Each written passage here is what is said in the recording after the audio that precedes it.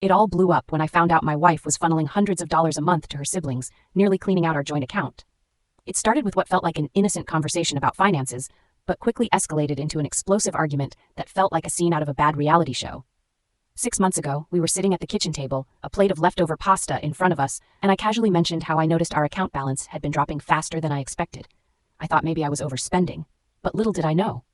"Oh, that's probably just my siblings," she said, like it was no big deal. My jaw literally dropped.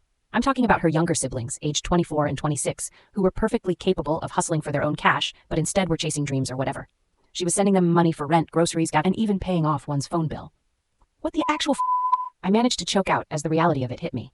We're not living in a mansion here. She works part-time, and I'm covering most of our household expenses. So I thought, let's be adults and have a rational discussion about this. "Babe, we need to set some boundaries here," I said, trying to keep my voice calm. I was hoping for a logical response, you know? I mean, everyone has to look out for themselves at some point, right? Instead, I got hit with family takes care of each other. Who even says that? I felt like I was in a twisted version of a family therapy session. It was like all the air left the room. So I pushed back, telling her, I'm all for helping out occasionally, like when things get tough or a bill gets missed. But this was a constant stream of financial support for two perfectly healthy adults who chose to pursue passions instead of, getting jobs. So naturally, she took offense, saying I was trying to control her and turn her against her family. It was like she flipped a switch. Suddenly, I was the villain in this story. It went from a calm chat to a bitter argument faster than I could blink. Like, how did we get here? I was just trying to protect our future. But she was adamant about standing by her siblings, even when they were making poor choices. It left me feeling incredulous and frustrated, like I was yelling into a void. Turns out, she was totally committed to this idea of familial loyalty, no matter the cost to us.